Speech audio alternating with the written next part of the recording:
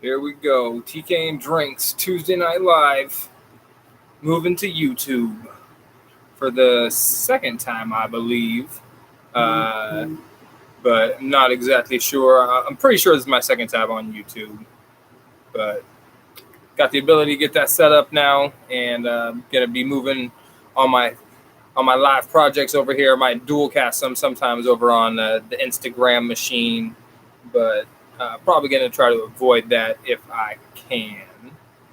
I don't know, maybe until I get that restream service. I got that restream service that Drinking Horn was using for a while when they were still doing their Monday Night Mead program.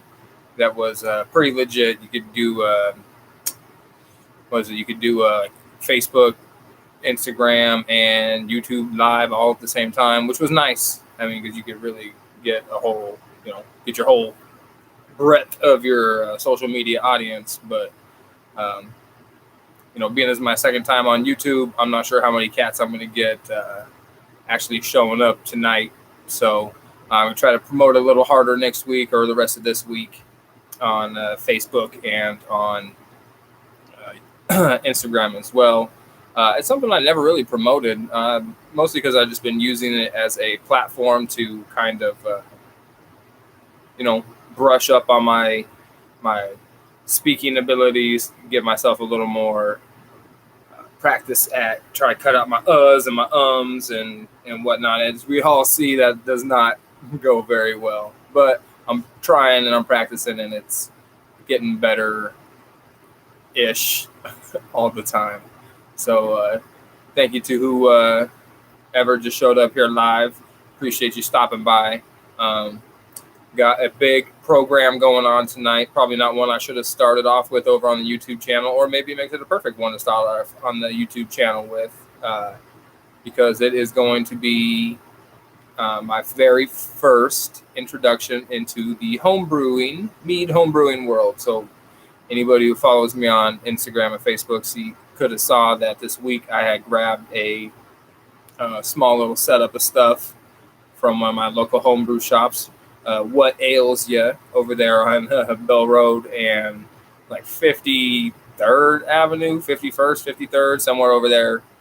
Bell Road, 53rd Avenue in Phoenix, and they got a cool little spot, and they got everything that your boy needed anyway. They got the carboys, they got tubing for the blowdown tube, they got stoppers for all the different size carboys, they got plastic fur monsters if you want to go with a plastic container that has the tap already built into it. So these cats definitely had it rocking and rolling over there, which was really legit. I give a big shout out to them. You know what? Maybe I will see if I can go live on Instagram as well. I think last time I did that, it got all super choppy on the YouTube side, but definitely want to at least give the audience a chance at seeing what's going on. So maybe I will get that going. See if I can real quick here. Go live on the Instagrams as well. Title: Final TK and Drinks Tuesday Night Live. Add title. Go live. Here we go. Let's see what happens. See if I can't get the computer screen and the Instagram on the same, like, everything. Nope. Maybe. It's going to be a different feed. It's going to be a different angle. Camera 1, camera 2, camera 1, camera 2, camera 1, camera 2, camera 1. Sorry, Wayne's World joke. Anybody who watches Wayne's World. But we'll see if anybody shows up tonight here over on the Instagram as well. And I'm not getting... I guess it'll have to be kind of funky on the Instagram tonight. So it is what it is. Anyway, thank you all for showing up tonight. One of the things I did not get to post in my description was I've got, or as I posted it in my description, and one thing I forgot to post, which I'll have to go back and edit after the video. We got a couple things tonight. Got some beers I'm drinking and a mead I'll be drinking on. I got my homebrew, some of my homebrew equipment I want to share with everybody. And I've got an unboxing video I'm going to be doing from the cats at Eighth Lane. I believe that's how it's pronounced. I haven't gotten an official pronunciation yet, but the cats at Eighth Lane Mead Works.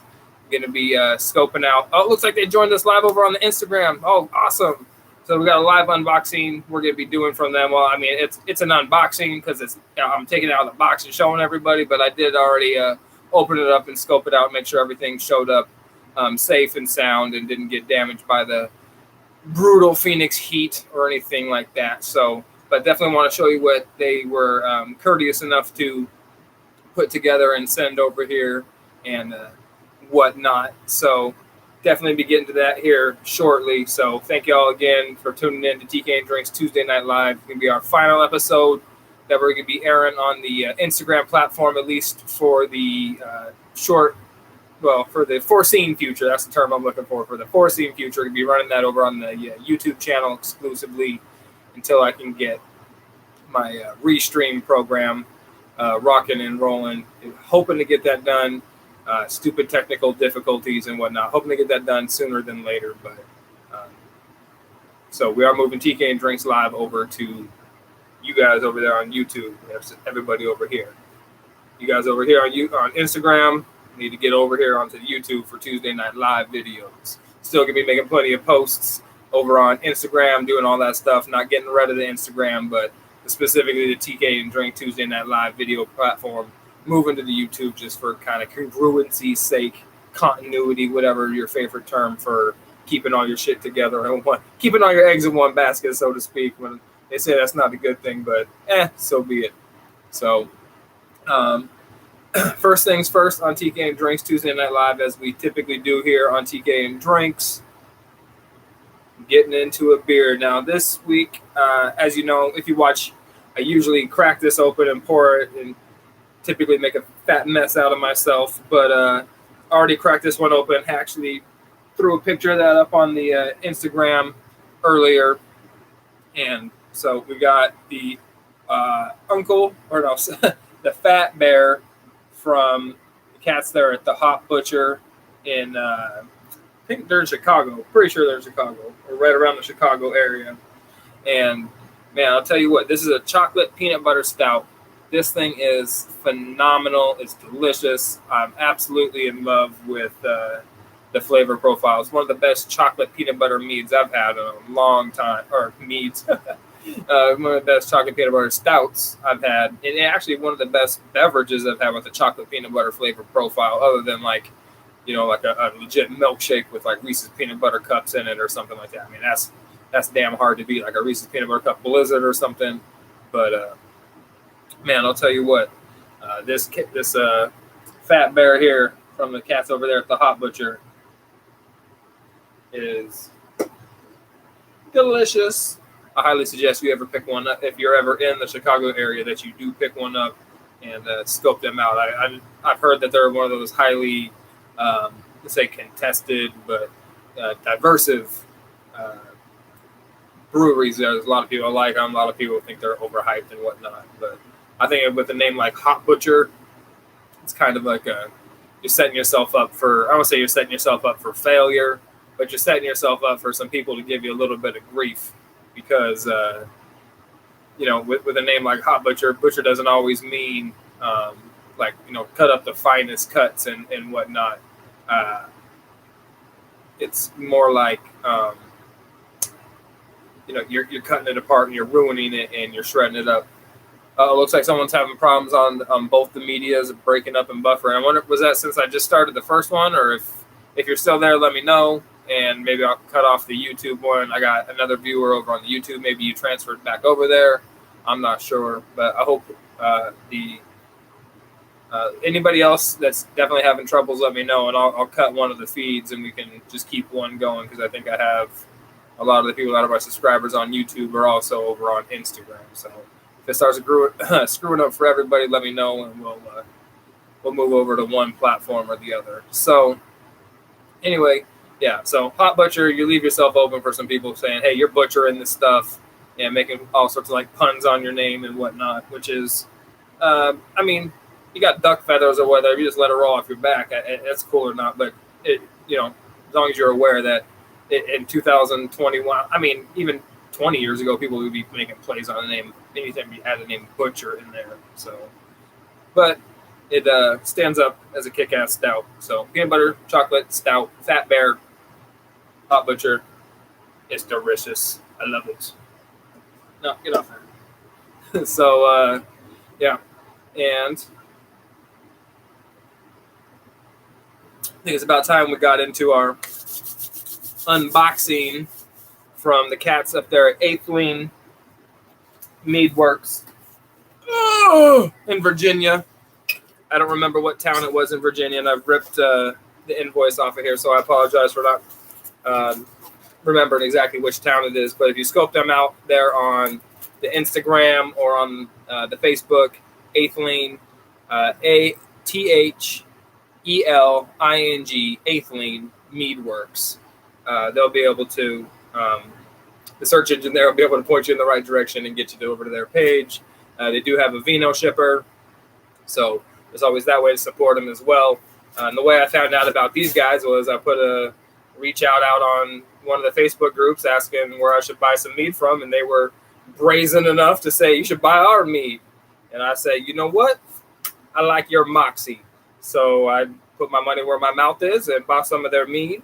And they were fortunate enough to I shouldn't say they were fortunate enough. That was a misstep there. I'm fortunate enough that they were kind enough to include one of the meads that's not either at the time wasn't commercially ready to go, or they were hurrying to get stuff ready to go, but they went out of their way to make something happen. I thought that was very cool of them when they didn't have to.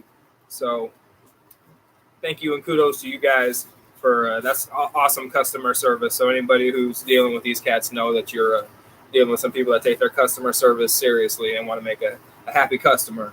So can always appreciate that. So we did pick up 4 bottles from these guys, and I believe they are all similar. They're all 750 bottles, which is awesome because I always love when I got more mead left over after I open it than when I don't, because those 375 bottles, as we all know, go pretty dang quick, which is really unfortunate. So looks like, well, sorry, I was checking my viewers on YouTube there. Looks like we lost everybody. Oh well. Hopefully the platform's even going and rocking and rolling. Anyway, back to the Eighth Lane. So, picked up 4 bottles from these cats, and they were, again, courteous enough to throw one of them together kind of last minute, something they were playing with and putting together as I was talking to them. So, they made it happen, and that was very cool of them. So, let's get to the first bottle. I don't think this is the one that they were putting together, but if I open it with the label out, we can all see what it is. So it's Lyra Song, which is a raspberry blossom honey traditional, I believe. I don't think there's any raspberries in it. I believe it's just a traditional made with raspberry blossom honey. So now I'm super excited to try this. I've had some raspberry blossom honey products, some Mellow Mellows recently, and didn't get to, I didn't necessarily feel like I got like the raspberry blossom honey taste out of those. So I'm definitely excited to try this one because I want to know what the raspberry blossom honey is all about just by itself. And traditionals, I think, are I want to say the most underrated. I think traditionals are the most underproduced on a mass scale. I think people try to avoid doing them because from what I've heard that they're hard to do. It's one of those things where it's like it's easy to know how to do it based off the ingredients and the just the process on making it. But to make a good traditional, there's nowhere to hide. You just got your honey, your water, your yeast, and whatever else you decide to throw in there. So any mistakes you make are going to stick out and all that stuff. But so definitely excited to see what they do with that traditional raspberry blossom honey. Super My favorite adjective. Super excited about that.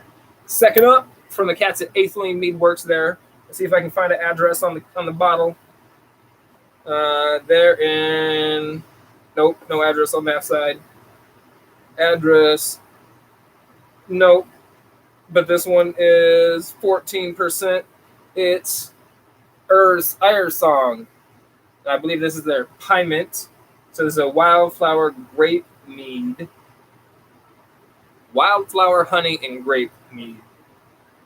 So we got crafted with wildflower honey and grape. So yeah, wildflower grape mead crafted with wildflower honey and grapes. Assuming that that's like just a standard Piment method, and I'm just not interpreting all that wording, but I'm definitely excited about it. It looks, you can't see through it here or see it here, but it's got this absolutely beautiful ruby border lining on purple, more like garnet almost, and it looks absolutely brilliant. I'm not seeing any floaties or particulates in it. No haze. I mean, the bottle's a little frosty, but other than that, I'm not seeing anything that's looking out of the normal there. Third up, Shield Maiden. Bam, bam, Shield Maiden. So this is the blackberry mead crafted with raspberry blossom honey and blackberries.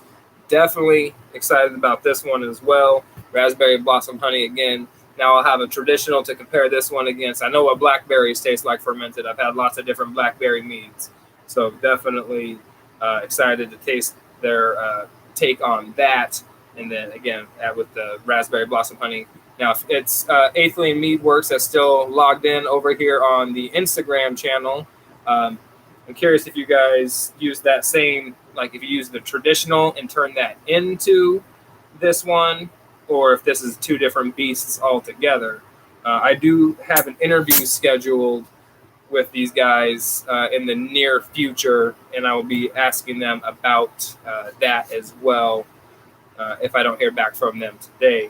But definitely excited for all the berry mellow mells to see what everybody else can do, see how everybody's takes. It's going to be this big full-bodied one, if it's something that's kind of more light and refreshing or whatever, because I'm very critical of my mellow mells, and I don't know why I'm overcritical of them at times. But I am. Last up, this is the special one that these cats went out of their way. Now, it's not, I guess I shouldn't say go out of the way. I'm not like I'm some sort of special guy who deserves all this stuff. They were in the process of getting this one ready to bottle, and it was like a few days early and stuff. So they squeezed one bottle out a couple days early for me to get the shipment out on time, which I thought was very cool. I think I'm pretty sure it's all ready to go and available on their website if they're not already sold out. So if they're sold out, I can't help you there. Some of these people's meads go ridiculously fast. So it's fermented together. So I'm assuming that's the blackberry and the raspberry fermented together. So therefore making it a different mead than the raspberry blossom one, which obviously would not have had anything in the fermentation other than the raspberry blossom honey. So definitely excited to try that as well. So it's a completely different monster altogether from the get-go, which sounds really exciting. Definitely kicking, waiting for that one to get kicking because, again, like I said, I love mellow mells like that. I think we all love, who doesn't love a good berry bomb? I mean, my personal favorites are traditionals, but, there's always a special place in everybody's heart for a nice, berry bomb mellow mel. But anyway, back to the final bottle here, the Midnight Dale. Dun, dun, dun, Midnight Dale. And this one is just a straight traditional mead. It says straight mead. I'm assuming that's just a traditional mead. Everybody comes from different regions. They call them different things, different backgrounds and whatnot. But I'm pretty sure this is a traditional, which I'm, again, excited to try because that's, the benchmark for where everybody pretty much starts at. You go to traditional and go from there to build everything else. Well, I guess I shouldn't say everybody does that, but I think that's where a lot of people go, and that's the way I try to taste everybody's stuff. I'll taste their traditionals, and then I'll head up and taste over to their other products from there, even if they're not made with this, they're brewed with the same traditionals into their mellow mells or whatever. but definitely dig that. So, traditional Midnight Dale, again, the final one from there at 8th Lane Mead Works there in Virginia, to go with our Shield Maiden Blackberry with Raspberry Blossom Honey, and then our Ire Song, which is our Pie Mint, and then Mirror Song, which was our Raspberry Blossom Honey traditional. So 2 traditionals, a Mellow Melt, and a Pie Mint, and a Partridge and a Pear Tree from the cats at 8th Lane Mead Works. So be on the lookout for these reviews coming up on the Tiki and Drinks YouTube channel. If you're watching over here on the YouTube channel, stay tuned per usual. If you're watching over here on the Instagram channel and you haven't already gone over and subscribed on the YouTube channel, go hit that up, as I will be posting the review videos over there. What's up, brother Tony? Yes, box opening from our cats at 8th Lane Mead Works. You missed it. I don't know if you caught it. Maybe you caught the last end of it there, but we picked up 4 of them. Definitely digging all this stuff, loving these bottles. The Lear Song Raspberry Blossom Traditional. The Midnight Dale, just a straight traditional. I'm assuming with wildflower honey, doesn't claim a varietal. We've got a Raspberry Blossom and Blackberry Mellow Mel with the Shield Maiden. And then we got a Pie Mint, a wildflower grape Pie Mint called the Ire Song. So definitely go scope them out. 8th Lane's ATHELING, 8th Lane Mead Works, and whatnot. Should be a business card. Yes, there was a business card. I pulled that already and have it already set over with my other business cards. And well, that's actually out of my reach right now. But yes, there was a business card in there as well. So thank you for that. And definitely excited to try that stuff. Like I said, if anybody missed that part earlier,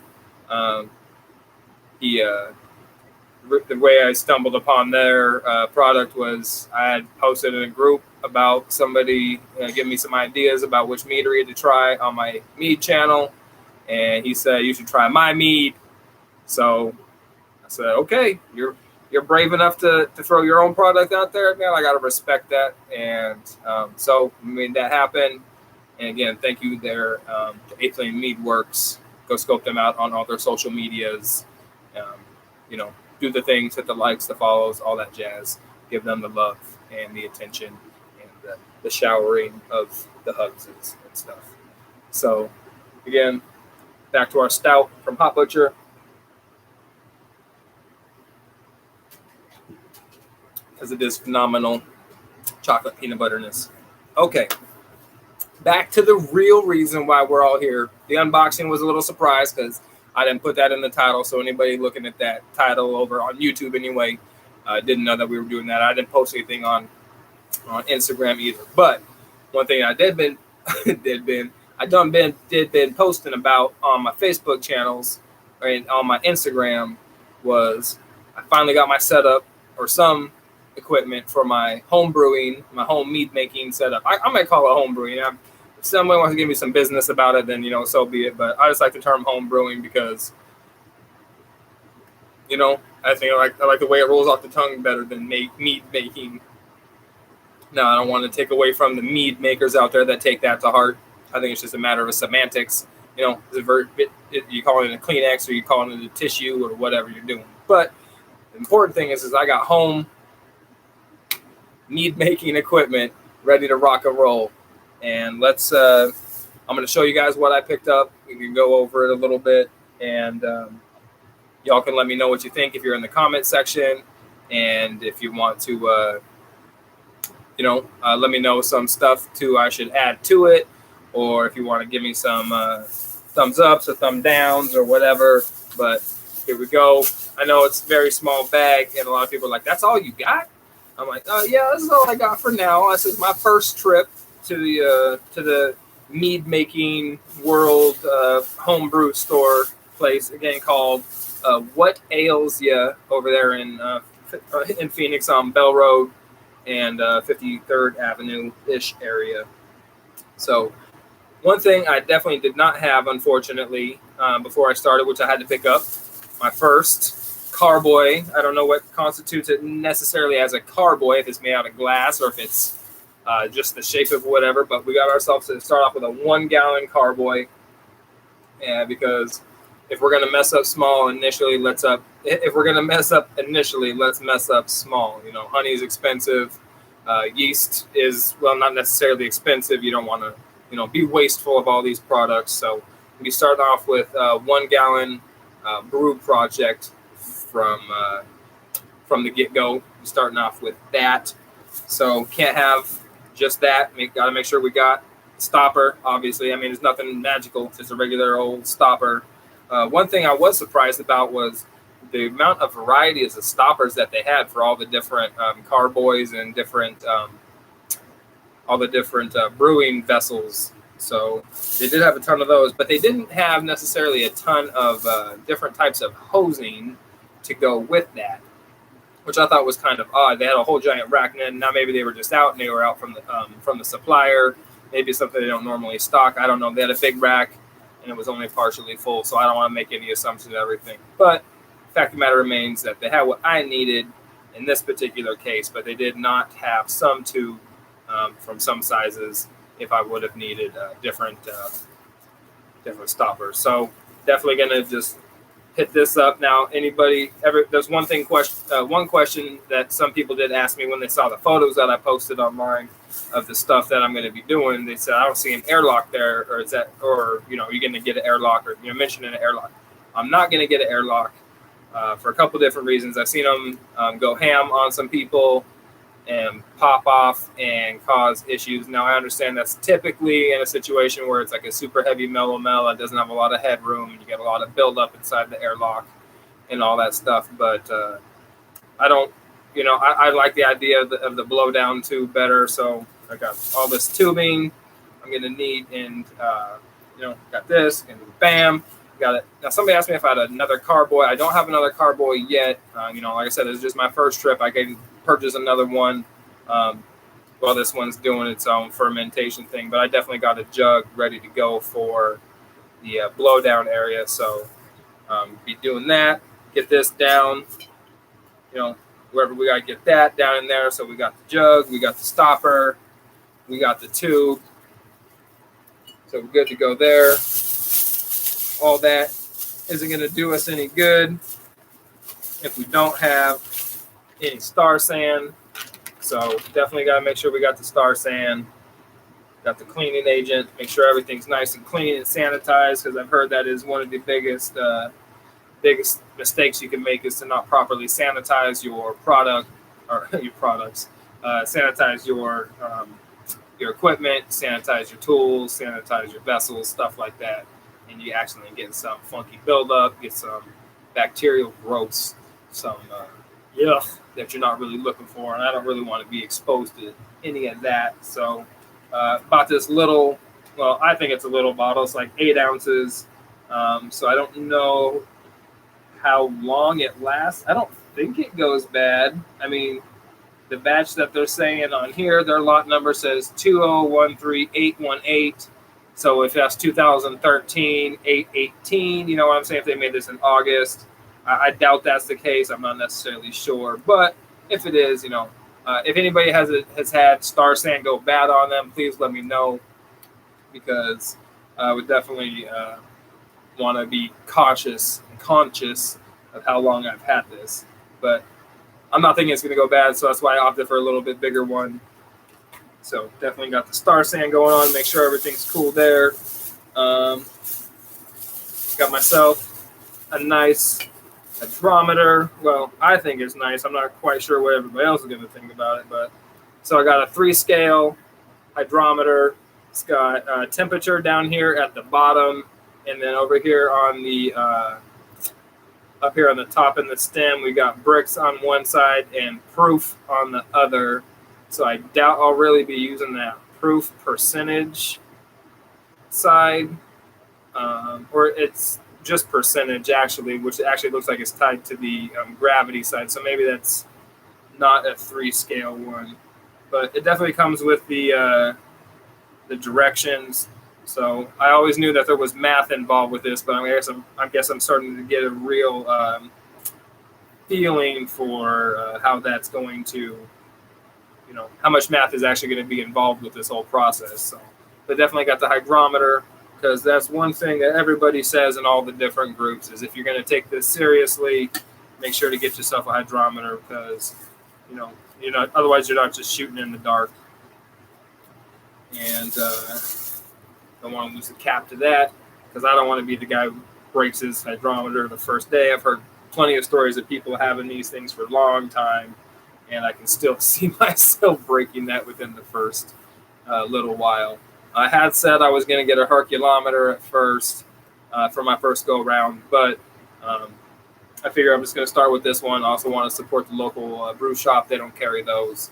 And, if I end up dropping this one and breaking it, then I know I'll need a Herculometer or something with a little more durability to it. But definitely going to start off with that one.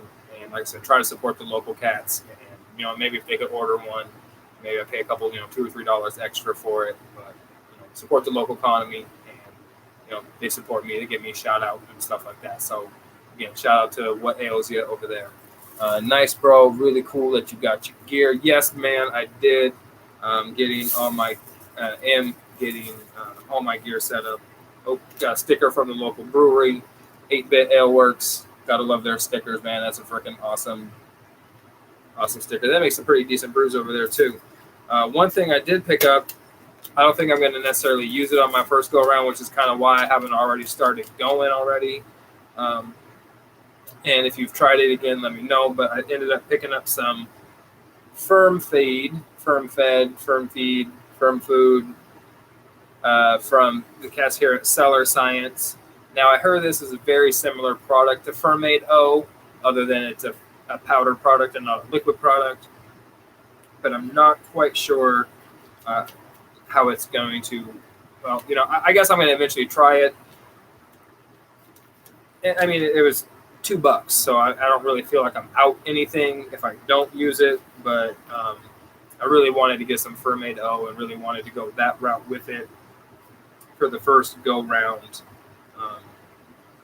You know what? Maybe I will go with this. You know what? I bought it again. The place I was at, they sell the Fermade K, which I guess is a non-organic. They have chemicals and man-made stuff or non-organic type of products and stuff. And I'm not fully up on the whole Fermade K non-product and everything. But I've had multiple people across multiple platforms from multiple brewing levels all say that Fermade O is the way to go. So I definitely skipped on the Fermade K and went with the firm feed, which again, according to the container or the label, is the DAP-free, like organic Cellar Science equivalent of the DAP product. So excited about that. Well, not excited, but trying to get myself excited. So if I tell myself I'm excited about it. Got the old business card. There's the cats there at the What Ails Ya. So anybody gets an opportunity, go hit them up with the QR code, scan your phone with another phone. You have that ability. So, and now I definitely know there are a few things here that I didn't pick up that everybody's going to be wondering. Auto siphon, no, don't have an auto siphon yet. Going to pick that up on the back end. Again, don't have any Fermade O for a nutrient, but we're going to probably end up going with the firm feed that I got. I've heard some mixed some mixed speculations, mixed comments about whether I need to get like a food scale or something like that to weigh out the or like a science scale or something to weigh out the nutrients and to weigh out the yeast and everything, because the yeast comes in like a 5-gram packet, and for 1 gallon, I guess I'm going to be using a fraction of that 5 grams. So I don't know if I'm supposed to just eyeball it and whatnot. I guess this is the part where it starts getting into that, kind of fuck it and build your own recipe as you go type of territory. Do I want to be the guy that, do I just kind of put it out there and break it up into quarters or into eighths or something like that and do it that way, or do I again go out and buy a scale and do it? Do I find like a scoop that looks like it's about the right amount when I mix up these musts? I also need a it's got the thermometer. That's probably a thermometer for like doing like the must up and stuff like that. I am such a fucking clown. I was gonna get like one of those digital thermometer gun things or something like that, but that's nice that that's probably got a thermometer on there for when you're doing the must. But kind of completely sidetracked me. So definitely gonna get that going and rocking and rolling and whatnot. So yeah, don't have an auto siphon yet, but getting that going. Going to be going with that. Probably use this thermometer then anyway for the must and all that jazz. And what else am I missing here? There was something else that I knew I was figuring I was missing. Another fermentation vessel to rack to. So once I do get the auto siphon, I will definitely get another probably similar 1 gallon vessels to rack to, and go that way and see what we can do from there. With I'm going to start with a mesquite honey traditional. So that's one of the other things I'm having a hard time with, that I haven't found yet, is a mesquite honey that I want to use. I found some people that are selling them, but I really don't want to try. I'm really trying to not use adulterated honey or potentially adulterated honey. And after watching, some things on different, on Netflix and different interviews with some cats on like the Got Mead podcast Vicky Rowe puts together and whatnot, I hear adulterated honey is unfortunately out there. And so I'm having a real hard time justifying buying honey from from like the grocery store or something like that. I mean, I know I can. Actually, that's one thing that I do know, is that there's the grocery store down, the local grocery store chain that's owned here by a local Arizona family. They carry some farmers market brands or some local honey brands that can be trusted. So I might go that route, but I'm really trying to avoid any like supermarket brands or anything like that. Now, it might be perfectly fine. I use those around the house for my honey needs and stuff like that. But for my mead making, I definitely want to try to get a solid, stable, support local bees, apiaries, types of things as possible. So I know, like I said, I can get a local farm brand here at the store. And then again, at the brew store, they did carry honey there, which was cool. I just didn't. They didn't have mesquite honey there. They had desert honey, they had clover honey, they had wildflower honey, but they did not have any mesquite honey. So we'll definitely be checking back for some of that. But I'm going to hit up the farmer's market. I want to hit up the farmer's market this Saturday coming up and see what else. Maybe they'll have a couple other varieties. And so I got a 1 gallon, and if I figure... So I figure for a traditional... be trying to do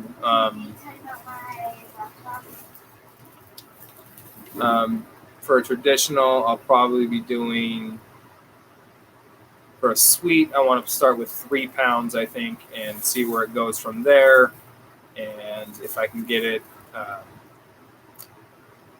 guess just see what happens from there. And that's the other thing. Of course, everybody is looking at me like I'm an idiot, and I am. I haven't even mentioned the most important part. Main ingredients, yeast. Feeling such a clown. All right, so we did go with 2 different yeast strains that I picked up. One at the advisement of a friend, John Opegard from Opegard Meadery, and one at the advisement of about everybody fucking else, just because of how awesome it is, from what I understand. So here we've got the Kveik yeast that I picked up. Kveik yeast, Kveik. So I'm definitely going to be using that because, again, if anybody who doesn't know, I live here in Phoenix, Arizona. It is really hot, and I can't be guaranteed temperatures pretty much anywhere. I don't want to take that chance. So got the Kveik yeast that's going to be kicking ass in those high temperatures. And then I picked up some, I guess it's called K116. I I don't know what it's supposed to be called, K1V1116. I picked up some of this K1, this stuff here, and again had heard that this was more of a, let's say, well-adapted yeast, but it's more a more durable, sturdier yeast. So picked up those two as well, to go with obviously all the other stuff. With the honey, I haven't picked up yet. And then for water, I've heard you don't want to use distilled water or like RO water because you do want some nutrients in there. You need, the silicas and the whatever else to be rocking and rolling in there. So I was gonna probably pick up spring water. I was thinking definitely want to use the bottled water. I'm not using my tap water here. It's full of fucking chlorine and algae and all sorts of nasty ass. Phoenix has some just gross ass tap water. So again, probably heading up the grocery mart and picking up some spring water, something with the most amount of mineral content. I don't know if you could. I mean, I'm sure you could use like mineral water. I don't know if you necessarily want to. That might be a little bit much. But hey, maybe that's something I should try. It's a small 1 gallon. A gallon of mineral water is probably fairly expensive, but if you're going to do anything like that, you might as well do it on a small scale. So I'll throw those back in the fridge just because I want to preserve them as best I can. Look, I got some chatter going over here on the YouTube channel. Mike from Retro Meadery. What's up going on, brother? Says we got one carboy ends up with 20 carboys later. Yes, I do have a hydrometer. If you didn't see that, if you're still here, I don't know, but I picked up. It's a basic one. It's got temperature on the bottom and it's got a proof and bricks up at the top. Oh, so you got all these other things. It's time to shotgun a beer, says whoever Lucky Schmitz is. I don't have a beer to shotgun, unfortunately. I would. I would gladly shotgun a brew if I had one. Unfortunate story. I picked up some beers today from my local beer store, and they are sour. And I mean, they're sours, but I mean, these ones are funky, and I'm definitely, definitely not digging that content of that at all. So might be trying to return those or talk to them about something like that. But so there we go. Got all the homebrew equipment there set up, rocking and rolling. Or again, that's all the stuff that I've got set up anyway to go forward from here. Yeah, I know I need another carboy. I know I need an auto siphon. Obviously, I need some honey, but that's what I love is that just a few more things, and I would be ready to go here. So I guess I'm just going to have to, that is one thing that I do enjoy about people's mead videos is it's kind of satisfying watching that airlock bubble up as, your mead's going. But I guess if I got the blowdown tube, it would just, be down in the other vessel with the star sand or the sanitation fluid or whatever. Now, that's another question. Is it what's everybody's preference here? Are you using like low-grade vodka? Are we using star sanitation fluid? Are we using... what are we doing? I'm going to go with the Star Sand personally because I bought that big ass thing of it and I want to at least use it. And I don't think that it's going to make a difference whether I use it or if I use cheap alcohol or anything like that. I've heard that. And I wouldn't even expect it to be going back down the tube at that point. I mean, it's going to be. It's going to keep it at different levels and keep it all set up and everything like that. But you never know. So you compensate and everything. So definitely be putting that into that scenario. And I guess we'll be figuring out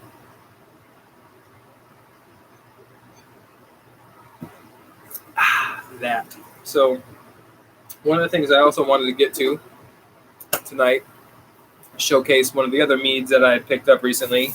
So on International Mead Day, National Mead Day, World Mead Day, whatever you want to call it, whatever you're calling it, however you celebrate it. I spent the day at Scale and Feather Meadery here in Arizona. They were courteous enough to let me come in, do an interview with them, get some B-roll footage around their shop and everything, and I'm not trying to disturb the patrons of the place or anything like that. But we got a little interview, we got a little footage and everything like that. Something else I'm going to be trying to get to, a little more on-site footage and stuff like that, so people can kind of get a feel other than just kind of random pictures of these meaderies and everything. So be getting a scope of the inside of Scale and Feather Meadery here pretty soon, and be on the lookout for that. And anyway, one of the things I did while I was there, if I can manage to look, was picked up a bottle. Well, two things. Drank a bottle, and I picked up a bottle. So we drank on a bottle.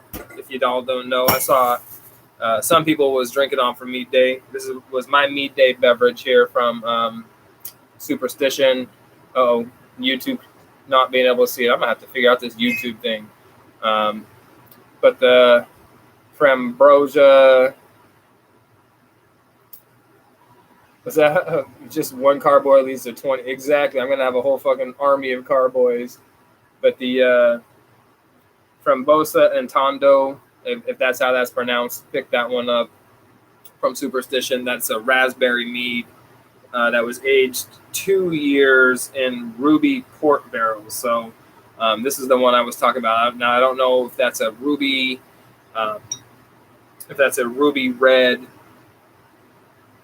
or if it's a ruby, not ruby, raspberry. If that's a raspberry blossom honey traditional, or if that's a just a wildflower with raspberries added to it or whatnot. But we definitely picked that one up, scope that one out real quick, try to do a review on this one if I can, if I have any left of it. But man, I'm telling you, that is like motor oil. It's so freaking thick. I honestly think this is probably the most opaque one I've come across yet. Super raspberry heavy, but it's not necessarily, I don't think, any better than any other raspberry ones I've had. I carry a raspberry one that I sell here in Phoenix from Spacetime Mead and Cider Works that I think is actually a little better than this personally. Now, maybe as, again, my unsophisticated palate, maybe it's just my personal preference because they're my brand. But to be fair, I had that one before it was my brand. So,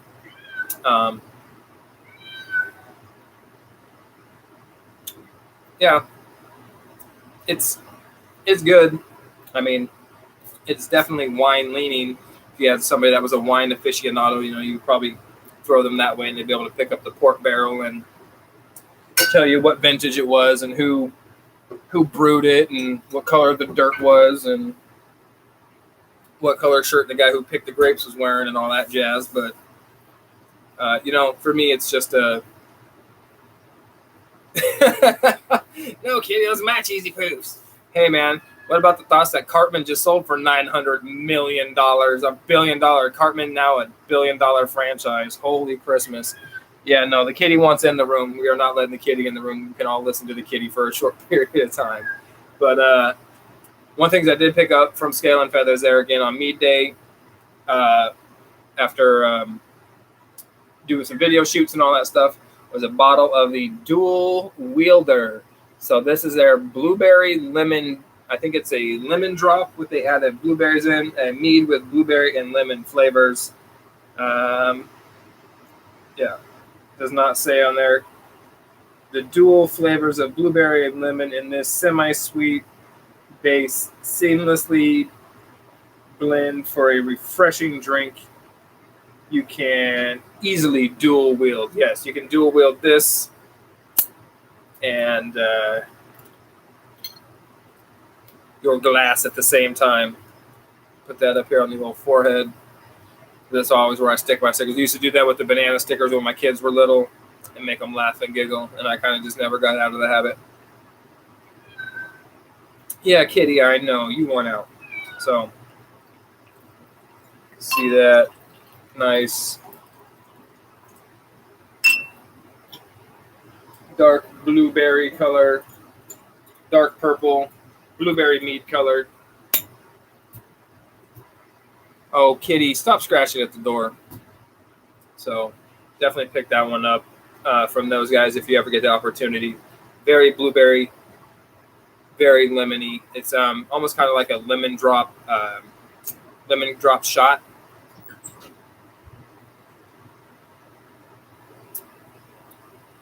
Oh yeah, it almost has a little bit of like kind of like spice to it as well. It gives a little bit of like blueberry jam. It's almost like if you had like a blueberry jam and a lemon curd jam or something at the same time. Oh, and my Scale and Feathers glass I picked up from them as well, because I do like these cool beehive shaped glasses. I think that's what it's called, the beehive glass, where it's got all this. I guess they give off like some of the best aeration from what I've heard. But yeah, blueberry is solid, lemon solid. Scope out. I really wish they had the ability to ship out to the rest of the country. They're unfortunately an Arizona only product. So um, sorry, dogs, but they have some really great meads there. They got some ones that aren't necessarily my favorite, as everybody does. Even they have some of their own meads that aren't their own favorites. But what they do have is some really solid meads as well. Like they have my favorite peanut mead.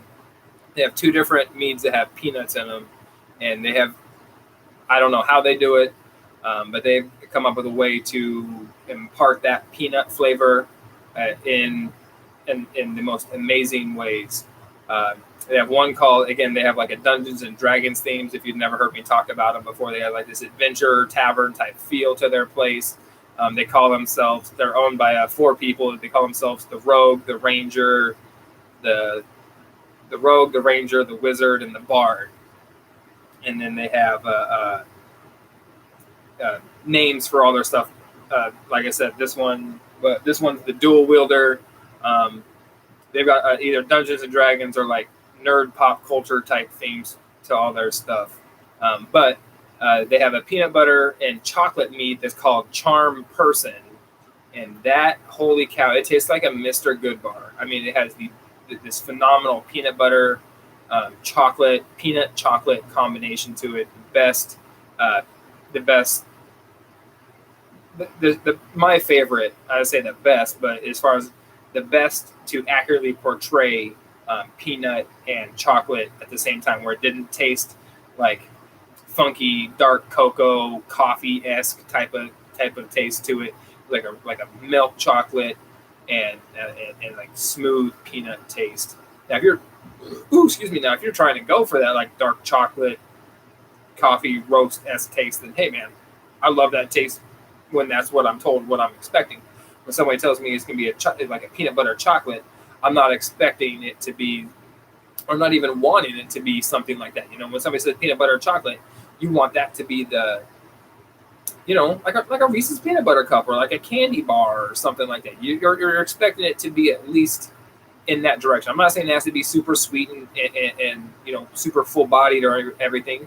Actually, that'd be even amazing if you could pull that off with like a dry or even like a session mead to still pull off that full peanut and chocolate flavor and have it be light bodied and refreshing and not super overbearing on your palate. It's not even overbearing, just not even full on your palate. Just something that you could, what's the term the kids are using these days? Crushable.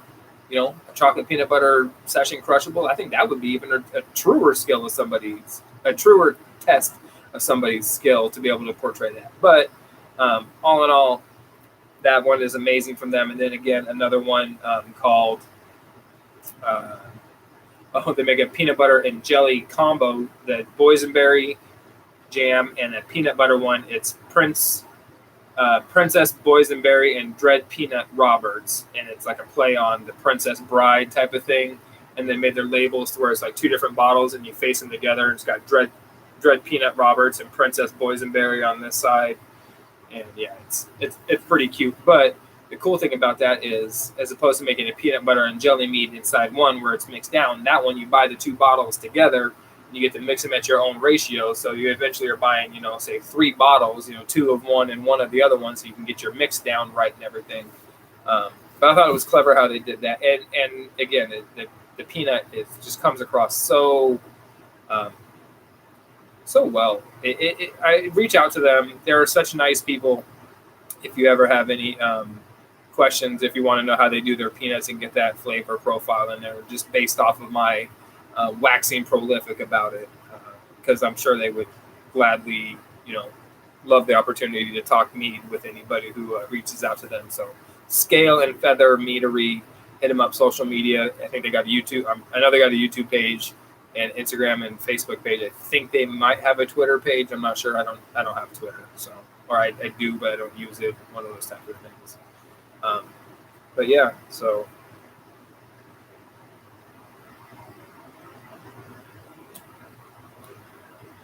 again, even at 13%, I say this is super crushable. No alcohol. Oh, this is only 9.5%. I could have swore this one was 13%, but 9.5% still. Hey man, I'm still on board. Still on board with that. Sorry, I won't do that again.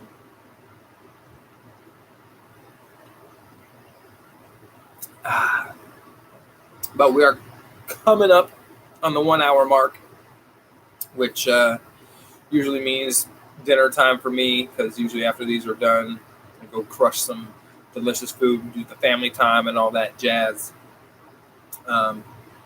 So got the homebrew equipment, got the gift package, care package from Athleen Mead and Cider Work, Athleen Mead Works in Virginia. Scope out their Vino Shipper page for sure. Scope out their social media pages as well. What ails you? If you're here in Phoenix, go stop by their place and say hi to them and scope out their products. Pick something up, or just say hey, whatever. Mention my name. Like to build a good reputation with people in the area, because like I said, I'm all about community, trying to high tides rising all ships and all that jazz. I would try to live what I preach, and if I can help out a local business, then so be it. If not, then so be it. But if I can, then all the better, because I'm, really looking forward to working with these guys in the future. Good prices and some solid equipment there. So, hey, what's that? Anybody drinking tonight? Everybody got something in their glass they got going on? I would love to hear what's going on, what you did for Mead Day. We got about 5 more minutes here or so. Kind of leaving it as an open forum. We did have a couple people pop in over on the YouTube. Anybody watching on Instagram, let me know if the YouTube thing is not working. If it's if we just stay over here on Instagram. I feel like it was kind of like 2 different audiences, but I want to include the YouTube stuff as much as I possibly can. That's the main focus of the channel. Just finished my. Is it? I don't know what muesli and lavender is.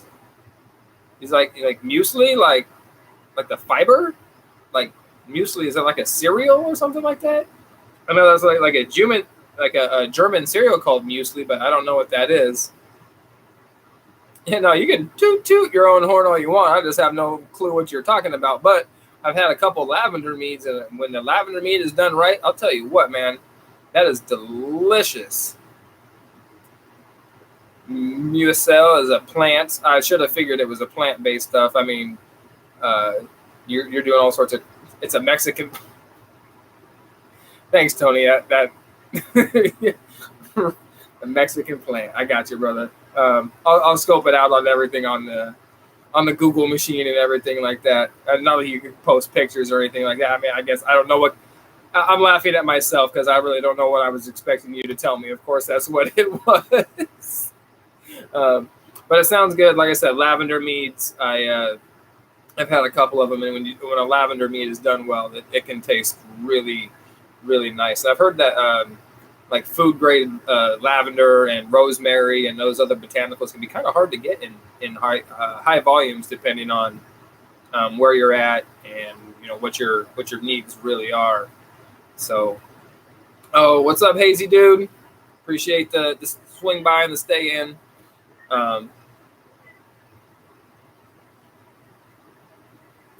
So our mead class is done. Our beers are done. The homebrew equipment is safe and sound, tucked in here. The yeast is in the fridge. The homebrew bottles are going ready to go back, or the eighth lane mead work bottles are getting ready to go back in the fridge, and we are getting ready to wrap this thing up. So thank you all for being here tonight.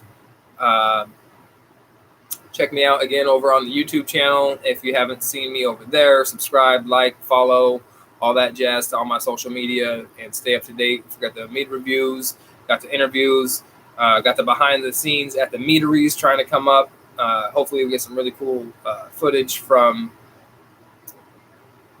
Walking Dead fan, eh? Yeah, that actually poster was kind of just there. It wasn't necessarily a part of the set. It was just kind of already up on the wall and never really came down. Don't really have anything better to replace it with, so it stays. Oh, thank you, sir. Congratulations on the mead. Appreciate that, hazy dude. Yep, we're making our own mead. You'll definitely be taste testing some of that jet fuel when it comes out. So get your gut ready for a night of unabridged torture, unadulterated torture. Just going to be straight raw, liquid rot gut, because I'm sure that's what my first couple batches will be. But who knows? Maybe not. I think I'm trying to take enough steps and put them in place so I don't just brew rocket fuel. You know, I'm working with trying to work with the proper yeast, work with the nutrients, work with people and ask questions of people who know what the fuck they're doing and who have my best interest in their heart. So here's crossed to some good mead. Have a good night, everybody. I'm gonna go get some dinner. Y'all should probably do the same. Or what's that they used to say? Y'all don't gotta go home, but you can't stay here. So love y'all. Peace. Now, if I can shut these things all down without sounding all crazy, I think we'll be good to go. Oh, it's not ended yet. End.